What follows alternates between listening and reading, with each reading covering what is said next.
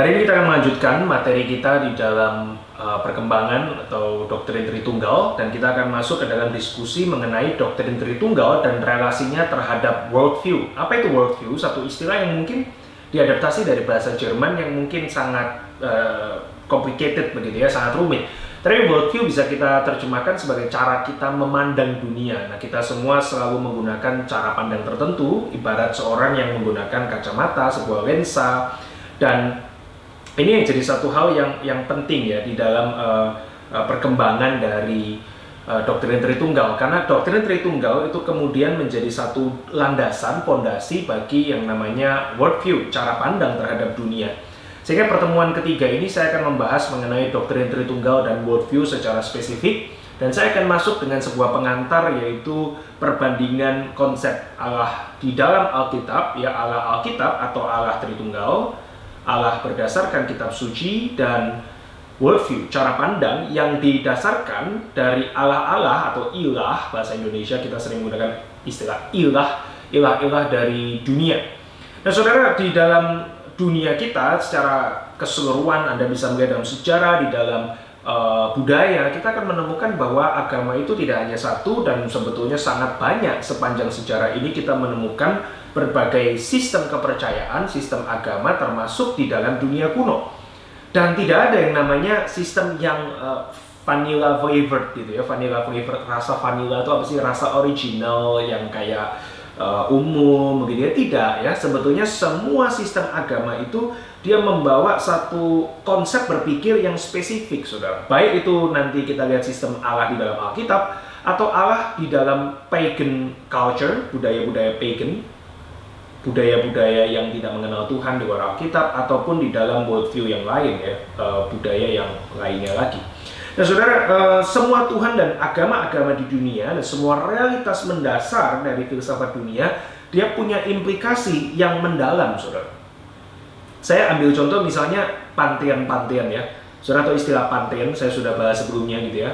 Tritunggal bukan pantheon ya, tapi let's say kita pakai istilah pantheon dari misalnya Yunani begitu ya, atau Norse mitologi dan Egypt dan seterusnya begitu ya, pantheon. Saudara, pantheon dengan multiple gods, dengan begitu banyak drama ini, dia ada implikasinya loh untuk kehidupan manusia. Di dalam salah satu budaya Babel, saya ada video membahas tentang ini di dalam Identity Through Scripture and Pagan Myth. Budaya di sana dia menjelaskan salah satunya adalah di mana letak daripada seorang manusia, dan mereka menjelaskan melalui kisah dewa yang berperang dan seterusnya, yang kemudian sampai kepada satu kesimpulan bahwa karena dewa yang menang ini, dia kemudian mau semua dewa-dewa di bawah dia itu damai, maka dia buat manusia. Kenapa dia buat manusia? Supaya manusia gantikan dewa-dewa dari pekerja yang kasar itu. Jadi manusia itu dicipta sebagai budak. Jadi dari pantheon, one belief, kemudian itu masuk kepada culture ya, ada agenda di dalam budaya, dan ada implikasinya di dalam kehidupan manusia itu. Nah saudara, di antara pantheon-pantheon ini kita punya pertanyaan, di mana Allah yang dinyatakan oleh Alkitab? Tempatnya ada di mana, saudara? Di mana tempat daripada Allah yang dinyatakan di dalam Alkitab? Nah, saya akan adaptasi dari karya seorang bernama Christopher Watkin. Saya rekomendasikan bukunya. Dia menuliskan Biblical Critical Theory ya, Biblical Critical Theory. Maaf ya, tulisan jelek ya, dari orang bernama Watkin. Dan dia sangat baik, saudara. Dia memberikan gini, kamu mau tahu di mana Allah Alkitab punya letak? Ada 4 ciri Allah di dalam Alkitab, atau Allah pada dirinya sendiri yang dinyatakan di dalam Alkitab. Jadi kita bisa tahu karena ini Allah yang menyatakan diri. Dan kita akan melihat 4 ciri ini membedakan Allah Alkitab dengan ilah dari dunia.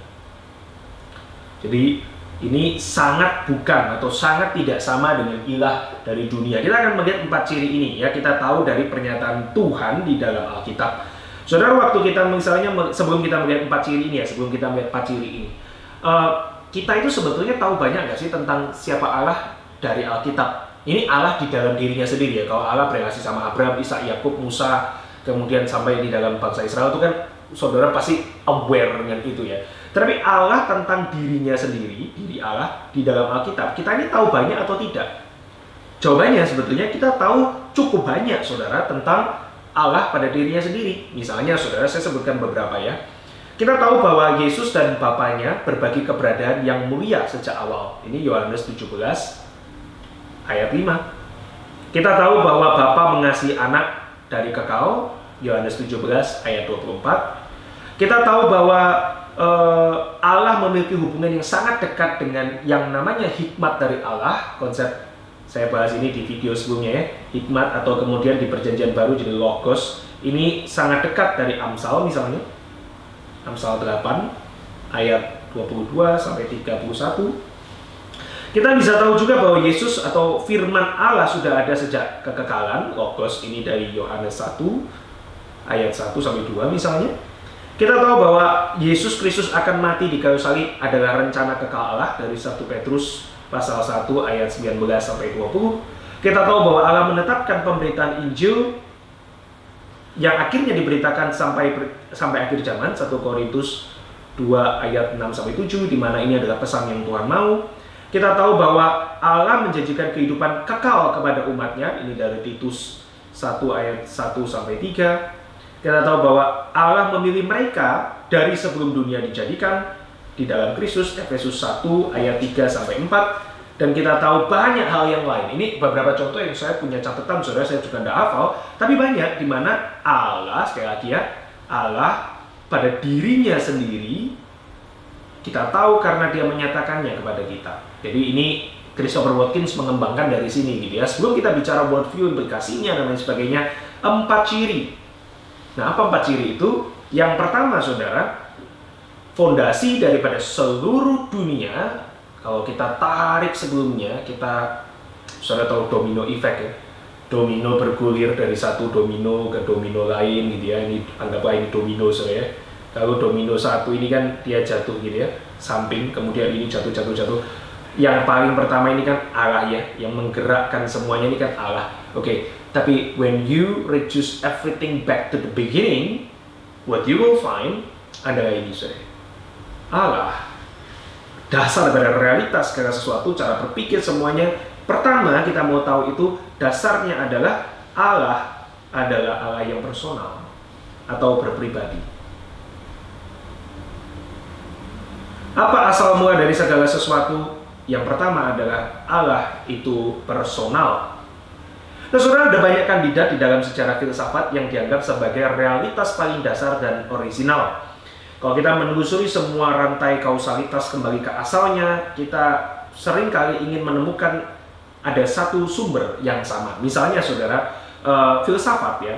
Filsafat itu biasa dibagi sebelum Sokrates ya. Sebelum Sokrates atau sesudah Sokrates. Oke, sebelum Sokrates ada filsafat-filsafat kuno yang mengatakan bahwa misalnya sumber atau dasar dari segala sesuatu itu adalah cairan, saudara. Air. Apa yang ada di dalam segala sesuatu? Ya air, cairan begitu ya. Ini pra-Sokrates, saudara. Ada juga yang mengatakan mungkin itu adalah tanah, gitu ya, atau unsur bumi, ya, dan yang lain-lain, saudara. Lalu setelah Sokrates, saudara, ada juga misalnya filsuf-filsuf yang mengembangkan lebih jauh ya, dan kemudian mereka mulai menemukan tentang dunia ide, gitu ya. Lalu kemudian tentang yang ideal, ya, dekat sekali dengan ide. Kemudian ada yang mengajak untuk misalnya Aristoteles ya, kembali saja ke apa yang kamu lihat di dalam alam dan seterusnya. Tapi kalau kemudian kita tinggalkan filsafat, sains akan mengatakan apa? Sumber dari segala sesuatu. Nah, kalau sains modern dia akan mengatakan ada semacam string yang kemudian bisa berarti medan kuantum, atau misalnya matematika, ya, matematika kebenaran matematis. Saudara kalau tertarik dengan misalnya film Interstellar itu kan begitu ya. Math is amazing, dan betul ya, math is amazing, it's everywhere. Ada yang kemudian, pada mulanya adalah sebuah probabilitas yang kebetulan terjadi di dalam Big Bang begitu ya, dan seterusnya. Tapi bagaimana dengan Alkitab? Alkitab mengatakan, well, the beginning is you will find a personal God. Personal God, Allah yang berpribadi, yang dipanggil Bapa oleh Yesus, Matius 6 ayat 9, dan Allah yang bahkan bisa berelasi. Sebelum nanti kita misalnya melihat dia menciptakan, membentuk umat dan lain sebagainya, tapi dia punya emosi, saudara. Dia bukan atom, bukan gaya, bukan emosi, bukan kebetulan, tapi a personal God, Allah yang personal, saudara. For me, saudara, ini adalah sebuah pandangan yang revolusioner pada masa itu. Nanti saya lihat, saudara, saya kasih lihat deh, kenapa ini revolusioner, saudara. Realitas yang mendasar dan orisinal itu bukan sebuah ide abstrak ya, bukan abstrak. Saudara tahu abstrak ya, tidak konkret, tidak berbentuk, tidak jelas, bukan ya. Tapi a personal God.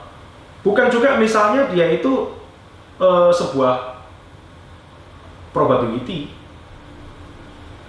saya tahu ya, sebuah kemungkinan, chances, enggak juga gitu. A personal God. Ini Allah di dalam Alkitab, saudara, di dalam Alkitab. Ya, jadi bukan abstrak, bukan probability, tapi personal God. Nah, saudara, apa pentingnya ini buat kita hari ini as a scientific people ya, dalam artian kita ini kan cenderung akan melihat segala sesuatu berdasarkan sains ya.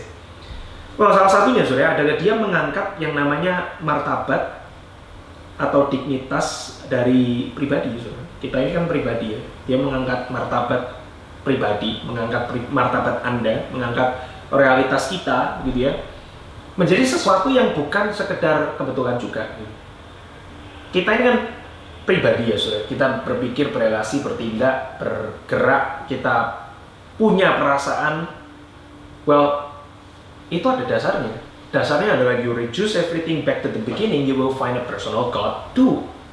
C.S. Lewis saudara misalnya mengatakan begini, kecuali jika asal mula dari segala sesuatu itu konkret dan individual, maka tidak akan ada hal lain yang bisa demikian. Karena tidak ada cara yang dapat dibayangkan di mana apa yang abstrak atau umum dapat dengan sendirinya menghasilkan realitas yang konkret. Saudara misalnya percaya evolusi. Kita tidak bahas evolusi secara mendalam ya, tapi lihat saya saudara percaya evolusi kan ya. Saya percaya evolusi. Evolusi ini kan berarti one of the strain, salah satu pemikirannya adalah ini adalah berdasarkan chances kan ya. Seberapa probable, seberapa mungkin ada kondisi seperti apa sehingga kemudian ada evolusi dan seterusnya. Saya mau tanya saudara, these chances, is it personal? Well, of course no, gitu ya. Ini adalah kemungkinan-kemungkinan yang cocok, kemudian terjadilah yang namanya evolusi, begitu kan ya. Yang impersonal, ini impersonal ya, chances ya. Kok bisa menghasilkan yang personal? Anda dan saya. Yang impersonal, chances, matematis, kemungkinan, probabilitas. Impersonal itu nggak ada karakternya, nggak ada pribadinya, kok bisa menghasilkan personality? Mungkin saudara nggak pernah pikir begitu ya, tapi ini sesuatu yang aneh gitu. Kok bisa? Kita nggak bisa menjelaskan itu. Kita saja saudara ya, mungkin orang bisa mengatakan, oh itu kan bukan personality, itu kan otak, you punya kecanggihan di dalam otak, saraf-sarafmu bisa berpikir dan seterusnya. Tapi enggak kan ya, kita saudara nggak setuju kayaknya kita direduce hanya sekedar saraf kan. Kalau ada orang koma ya, komatos ya, kemudian dia tidak bisa apapun, ya hanya berbaring di rumah sakit begitu. Apakah saudara akan mengatakan dia sudah tidak lagi suamimu, istrimu, saudaramu? Kita akan tetap mengatakan enggak dong, ini tetap adalah manusia ya. Ini tetap papa saya, tetap mama saya, tetap istri saya misalnya. Loh, kan sudah tidak bisa berpikir. Berarti sudah tidak kan, saudara nggak akan terima kan kalau orang mengatakan itu kepada orang yang saudara kasihi ya. Karena kita percaya bahwa kita ini nggak sekedar biological being loh. Kita ini benar-benar adalah pribadi dari something inherent di dalam diri kita yang begitu indah, begitu penting. Soalnya chances yang impersonal nggak mungkin bisa menghasilkan personal. Tapi kalau saudara lihat ya, Allah yang personal menjadi dasar yang pertama dari segala sesuatu, dan it makes sense bahwa Anda dan saya juga personal, saudara. Nah, saudara, kemudian ya, ciri yang kedua, kalau ini berarti dia mengangkat yang namanya martabat pribadi Anda dan saya. Kita ini bukan sekedar chances. Dan by the way ya, kalau saudara percaya ini chances yang impersonal menghasilkan personal, tidak ada jaminan bahwa kemudian evolusi tidak jalan lagi sampai membuat yang impersonal. Saudara kalau iseng ya, Google lah gitu, manusia 2000 tahun lagi. Saudara ada menggambarkan manusia itu evolusinya jadi semacam makhluk bertubuh kepiting. Kok bisa bertubuh kepiting? Karena katanya ya, kepiting itu salah satu bentuk evolusi yang lebih canggih. Krustasean, saudara tahu krustasean nih. Kalau chances ini awal mula dari segala sesuatu menghasilkan saya karena kebetulan, nggak ada jaminan kita ini selamanya tetap personal. Saudara tahu maksud saya? Saudara akan evolve lagi, bisa saja jadi impersonal. Oke, yang kedua, saudara. Tapi ini Allah di dalam Alkitab itu juga bukan hanya personal, tapi juga absolut, saudara. Buffing ya, mengatakan Buffing ya, Allah itu adalah absolut and personal ya. Saya pernah bahas ini di video yang pertama, saudara. Absolut dan personal. Apa itu absolut, saudara? Absolut itu dia punya nilai mutlak ya, dia punya nilai mutlak. Mungkin saudara bingung ya, apa maksudnya nilai mutlak ya? Let's say misalnya gini, saya mengatakan, ini saya keyakinan saya, bahwa yang namanya keadilan itu dikehendaki oleh semua manusia di seluruh dunia, terlepas dari dia lahir di mana, bahasanya apa, ekonominya kayak apa, agamanya kayak apa. Manusia itu dimanapun dia mencintai keadilan dan membenci ketidakadilan. Meskipun tidak konsisten, karena manusia yang berdosa, dia sendiri bisa tidak adil. Atau misalnya saya ganti lagi, saudara. Ini keyakinan saya. Manusia yang normal, yang berpikiran sehat, dia akan menyenangi ketika misalnya melihat bayi lahir. Karena itu sesuatu yang good. Dan manusia dimanapun, dia akan marah kalau misalnya bayi itu kemudian disakiti oleh orang lain. Loh, itu bukan produk budaya, itu inherent di dalam diri kita. Saya misalnya kasih contoh lagi ya. Kalau manusia sehat ya, berpikir sehat, normal, maka dia tidak akan menyakiti hewan dan akan marah waktu lihat Instagram terus ada hewan itu disakiti. Ini tidak benar. Siapa yang tulis nilai itu? Itu kan nilai mutlak ya di dalam diri semua orang gitu. Kalau Allah itu tidak absolut, maka nilai yang mutlak ya, law, kemudian misalnya justice ya. Kemudian misalnya kita ini menghendaki love ya, meskipun kita manusia nggak bisa konsisten ya, love ini dan lain-lain ya, saudara. Ini kalau Allah tidak absolut, ini siapa yang taruh, saudara? Oke ya, saudara anggap maksud saya. Tadi kan personal, sekarang absolut. Nah, saudara saya kasih tahu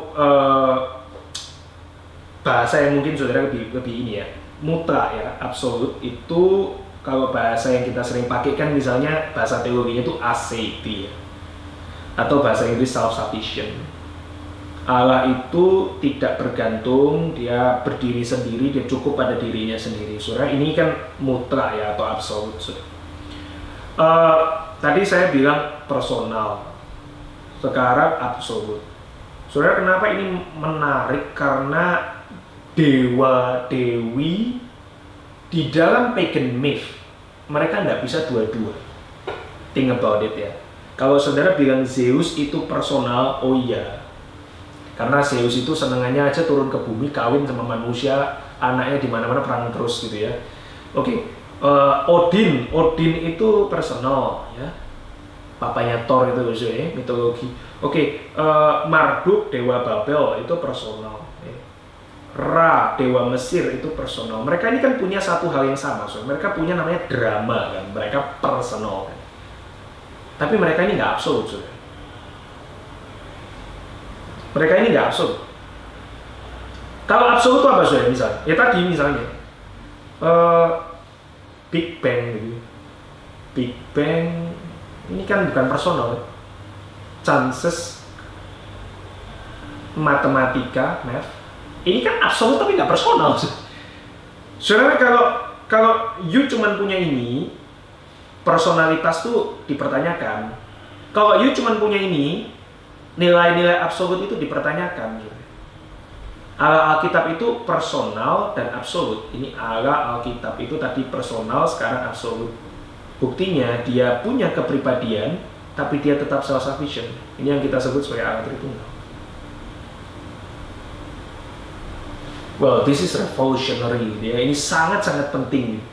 Kalau kamu punya personality tapi kamu nggak absolut, saudara, kita akan sulit memahami hukum universal kayak keadilan tadi misalnya ya. kebaikan dan seterusnya. Stabilitas sudah ada, saudara. Keteraturan ada nilai enggak? Ada, saudara, tapi tidak ada personalitas. Tapi kalau cuma personal dan nggak absolut, ya kayak Zeus gitu, gue punya dewa yang pribadi sih, tapi ya nggak ada, dia sendiri tidak punya moral. Kitab itu dua-dua, saudara. Ini kenapa ya?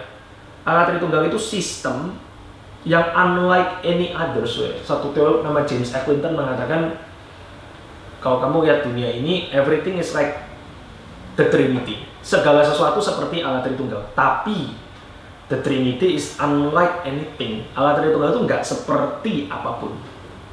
Saudara tahu ya, berarti ciptaan itu kan dibuat oleh Allah yang ini ya. Dia punya jejak tangan dari Allah. Tapi dia nggak punya, saudara. Dia nggak punya identik atau identisme, ya identik dengan Allah ini nggak ada gitu. Tapi kalau kamu lihat sistem Allah Tritunggal sebagai sistem, kamu melihat daripada dunia, it makes sense gitu, masuk akal, makes sense. Personalitas saudara dijelaskan ya, kemudian nilai-nilai absolut itu juga ada dasarnya, saudara. Jadi saudara lihat ya, kalau kamu pegang dewa-dewa pagan gitu ya, personal tapi tidak absolut, tidak ada moralitas yang abadi, yang kekal, nggak punya nilai kekal di situ. Kalau kamu pegangnya absolut, non personal, kamu nggak bisa menjelaskan personalitas. Allah kita di dalam Alkitab itu dua-dua, saudara. Nah, saya akan going a bit deeper, saudara. Kalau saudara lihat misalnya menekankan aspek kemutlakan itu ya, aseity itu ya, itu kan lebih gampang ya untuk dijelaskan. Tapi kalau saudara mau tekankan dua-dua, saudara, it's impossible kalau saudara itu nggak masuk ke dalam Allah Tritunggal yang satu hakikat, self sufficientnya jelas, tapi juga dia ada pribadi yang juga sama-sama kekal, saudara, dari awal, bukan tritheisme dan seterusnya. Saudara kan butuh dua-dua ini ya di dalam membangun cara pandang saudara terhadap dunia, saudara. Kalau saudara mungkin melihat ya kayak tadi sains jelas butuh aspek absolut ya, sains jelas butuh aspek absolut.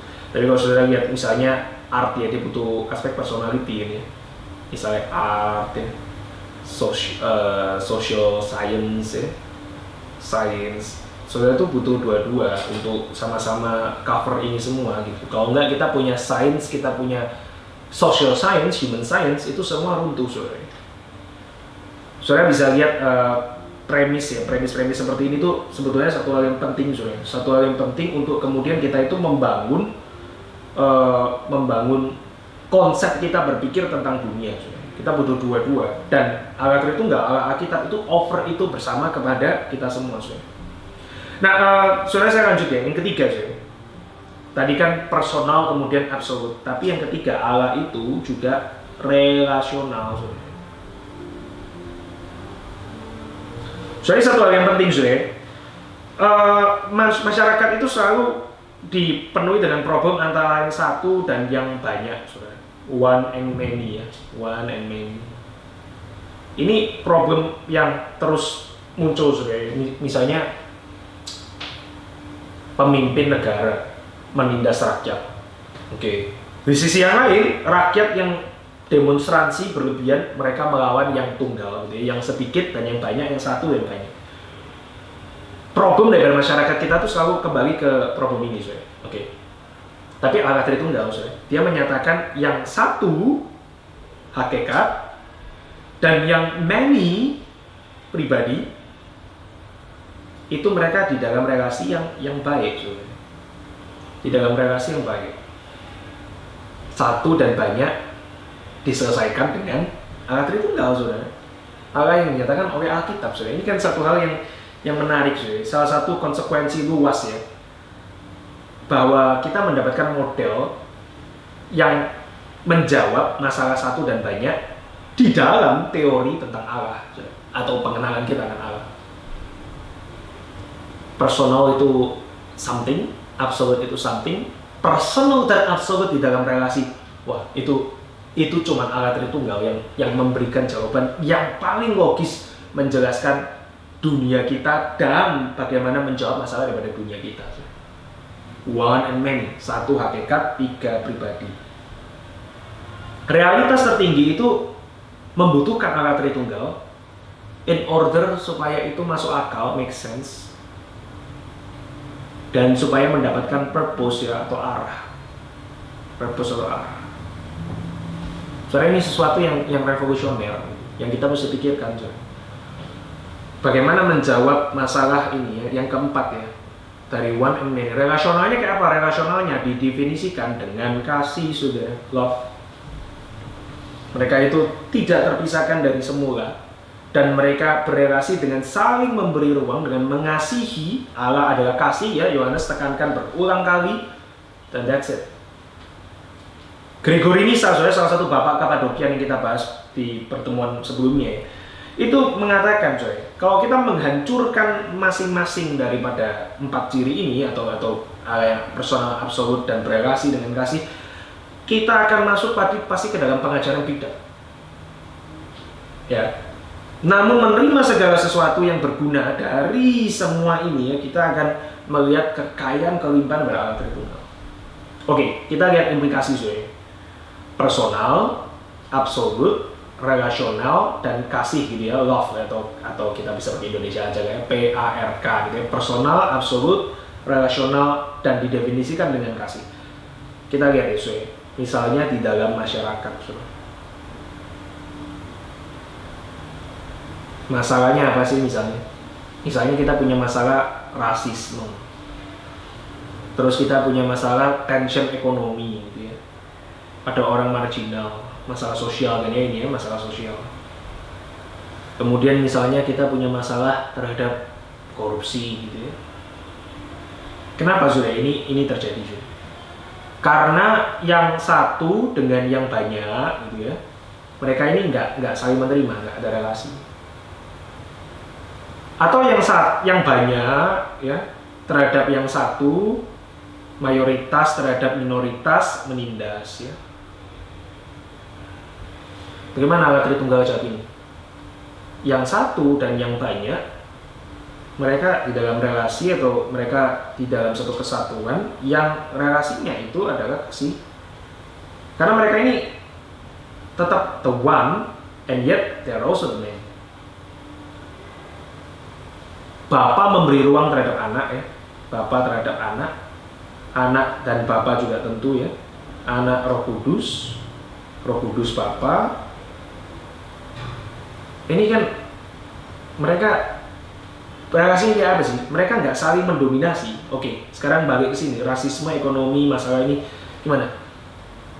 Kalau kamu hold power ya, bagaimana kamu akan pakai powermu? Kalau kamu menindas yang lain, well, welcome to korupsi, rasisme, ekonomi, dan masalah sosial yang disengaja dibuat begitu ya. Tapi harusnya kamu bagaimana so? If you hold power, ya, you dengan kerelaan memberi ruang bagi yang lain, gitu.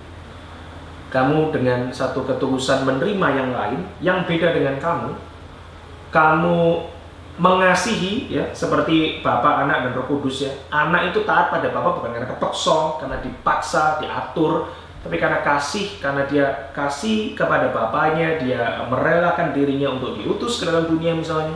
Bapak juga bukan utus seperti bosi gitu ya, lu pergi, enggak juga gitu. Dan Roh Kudus is the love bond, kata Agustinus, yang mengikat daripada pribadi-pribadi ilahi. Ini saudara kunci dalam misalnya masalah masyarakat kan ya. Kalau misalnya pemerintah itu mereka tahu ya, oh kita ini first, karena kita pemerintah kan ya, pimpinan. Tapi kita harus menggunakan ini bukan dengan dominasi, kita harus dengan kasih, maka berarti kita kerja dengan baik kan. How amazing that is. Atau misalnya masyarakat yang mayoritas biasa tindas yang minoritas. Oke, yang mayoritas ya, kamu mayoritas karena ada yang minoritas, ada yang beda dari kamu, dan justru kamu give room. Oh, itu how amazing. Oke, masalah apa lagi soalnya? Misalnya masalah lain ya, itu adalah masalah ini, masyarakat kan kadang individualis ya, individualis. Kemudian ada juga kalau tidak individualis, misalnya dia hanya komunal gitu ya. Saudara tahu ya, kalau saudara lihat Barat ya, Barat itu kan individualis. Artinya kamu nih, ya sah, kamu ekspresikanlah diri. Kadang-kadang melawan yang lain juga, ya monggo saja, silakan saja. Tapi ada juga masyarakat mungkin lebih menekankan ya Asian gitu ya. Sama kayak misalnya di dalam Alkitab itu kan anak perempuan dijodohkan itu kan common ya, ini zaman dulu ya.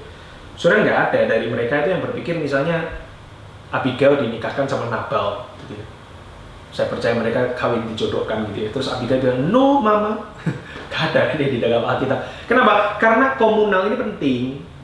Komunal ini penting buat mereka. Barat mungkin individual lebih penting. Tapi by the way ya, baik individu dan komunal ini mendapat ruang yang sama penting di dalam Allah Tritunggal juga.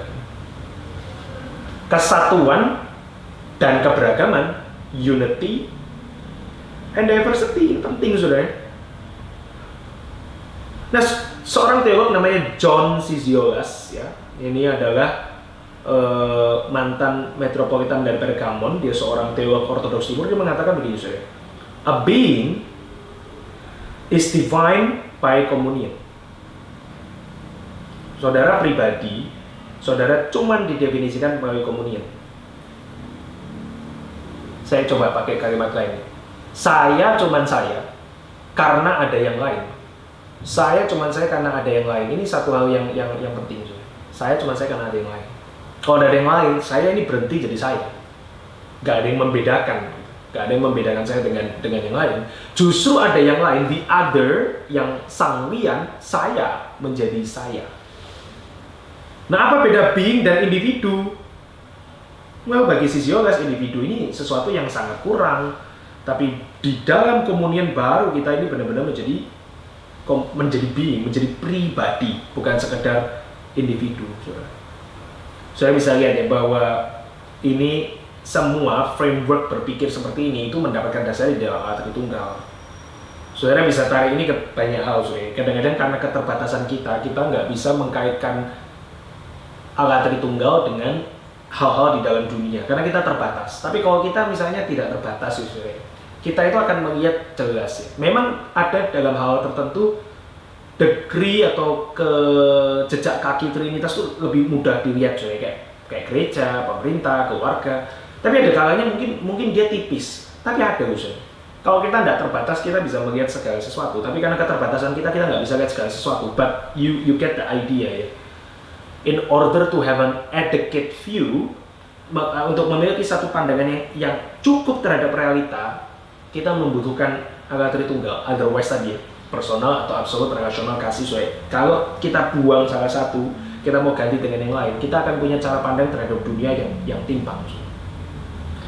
Jadi hari ini kita mau punya target cuman ini ya, saudara. Kita mau melihat realitas tertinggi didefinisikan dan bisa ditarik kepada Allah Tritunggal dari personalitasnya, absoluteness-nya, relasionalnya, dan juga kasihnya. Hope it becomes a blessing for you. God bless.